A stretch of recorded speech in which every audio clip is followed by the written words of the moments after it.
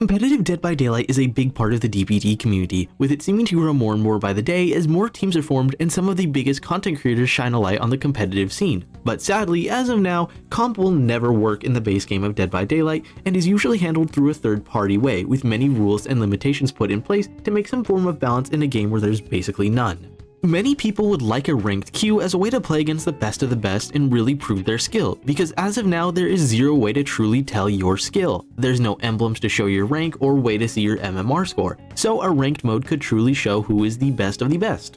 However, I believe that a competitive or ranked mode can work in the base game of Dead by Daylight with a few simple things, but before I get into that, let me discuss some of the biggest concerns I hear about a ranked mode being added. Whenever a ranked or competitive mode is brought up in Dead by Daylight as a way to deal with the sweaty players or people who just don't like dealing with MMR, the same thing is always brought up.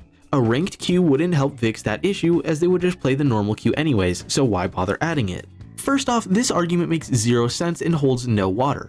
People usually bring this up because they believe that when a ranked queue is added, that it will magically just take away all the sweats and tryhards and only put them in the ranked mode. People usually bring up this argument because they believe that when a ranked queue is added that nobody would play and all the sweats or tryhards would just go back to the normal mode. And literally in every single game with a ranked split, this is a thing, no exception. A ranked queue is not some magic fix to sweaty blue blights with double speed add-ons or a nurse with 4 slowdown perks, because there's nothing anyone can do to stop that, and nobody who wants a ranked queue acts like this will fix or change that, but it would be a way for people who want to seriously play and try to improve in this game to do so. In games with ranked and casual splits like Overwatch, League of Legends, Valorant, CSGO, Rainbow Six, TF2, etc., in those games, even when you're playing in the casual mode, very often you'll run into people taking the game extremely seriously, even when it's just the normal casual queue, the basic game mode, because that's just how some people are. There is no magic fix to deal with that. If people want to play the game seriously but not play ranked, they'll play casual mode. There's nothing anyone can do about it. But I see people bring this up over the MMR changes and how some people want more casual games and some people want harder games, but because of that they can't get it since MMR lumps everyone together, the tryhards, the sweats with the casuals. So with a ranked mode, those who actually want to try their best and play on their A game will have an easier way to play against those who are trying their best. It's a win-win for both sides. Secondly, are people saying that, oh, by adding a ranked queue, this will make queue times worse, and they don't want to split player queue times and make them slower. This is a non-issue that doesn't make sense, as Dead by Daylight has an extremely healthy and active player base number, along with crossplay on multiple platforms, so queue times would not be impacted in the slightest. But then players will obviously need a reason to play ranked mode other than, just harder matches and to get better, right?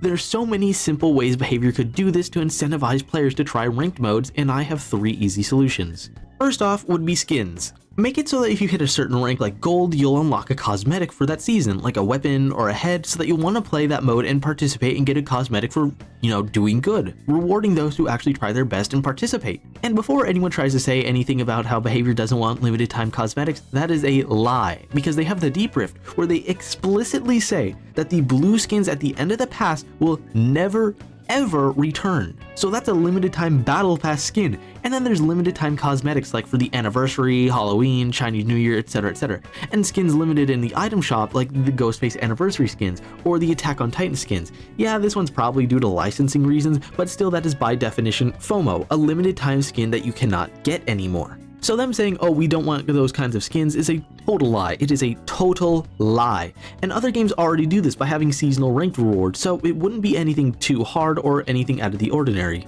Secondly, they could do something extremely simple, and that is just make ranked profile pictures or banners, like season 1 with red or gold around it showing what rank you got during that season, and maybe something for like the top 100 it glows, or maybe you get a special animated banner. It's also something super simple to do that I see in so many games, and hell, even gacha games do it, which are free to play versus, a $20 game with paywalled DLCs. So, it's not like a PNG or GIF would break the bank for behavior. And third, the most simple thing and easiest one for them to do, just make it so you get tons of blood points. Similar to the monthly reset, every 13th of the month, but just better depending on how long the seasons are. Obviously, if there are no rewards for ranked, nobody would want to play it. But like even in Overwatch, you can get gold guns or whatever new colors they have. I think they have Jade, something like that. I don't play Overwatch 2, so I don't know, but that is something they can do. Make it something simple like a new version of Bloody or Legacy type skins for characters. Now, how would ranked mode work? Because obviously just slapping a second queue wouldn't fix the major issues of Dead by Daylight. And I've planned out how ranked mode would work, and I'll explain it like a player would experience it when they're going into a game, and I'll explain my reasonings for each step. First off, only add-ons and items of green rarity and below are allowed, no purple or iridescent ranks at all. Before the match starts, the map will be selected from a predetermined seasonal list, and both sides will be able to ban one map. This is because, well, let's be honest, Dead by Daylights more often than not are really bad and not balanced at all. Last thing anyone wants to do when playing a ranked series mode is play on like The Game, Dead Dog, Larry's, or RCBD. Like, come on, it's not fair at all. Or alternatively, those maps would just be banned by default, so they'll never show up in the ranked queue, because in all honesty, those maps are so unbalanced and shit that if survivors rolled on Badham or Disturbed Ward, it's instantly a win for them, or if a killer manages to just get Dead Dog. Then after the map is selected after the bans, it will move on to the killer ban phase, where 2 to 3 killers can be banned. I was considering 4 so that each survivor can ban 1 killer, but considering that a player might only have the base 5 killers, banning 4 of them potentially doesn't seem fair. Like if they spent their shards on perks so they didn't buy a character, they'd only have, 5 killers. And of course, it is practically impossible that this scenario happens and the killer is left with, only Trapper or Wraith, so maybe there'd be a requirement in play like, oh, the player must be level 70, or they need to have purchased 2 more killers, something like that. Because in other games, there usually is some sort of requirement to unlocking ranked mode, not just, you can hop in as soon as you start. Then, after the killer bans, it moves on to the perk bans. The killer can ban 8 perks, and the survivors can each pick 1 perk to ban. The reason killers get more perk bans is to balance out bans in that survivors have 16 perks in total, so being able to only ban 4 would leave them with way too many options considering how many strong perks there are, and would make it so that there's more perks that have to be used other than For the People Buckle Up, Adrenaline, Pop, Pain Res, etc, etc. So by giving both sides perk bans, it would make it so both sides have to use other perks that aren't stupid OP and would have to make do with other perks. I think of it like modern Pokemon where there's some Pokemon that don't return, so people have to make do with what they have and come up with new interesting teams and strategies instead of just relying on the old overpowered Pokemon. Now is the pick phase, and both sides would stay hidden. However, survivors, it would be 1 perk per team, so no quad adrenalines, meaning each player would have to build differently. I can see some people saying something like, oh, well, what if someone steals my perk before I can pick, Deja Vu or Adrenaline or Balanced Landing, etc.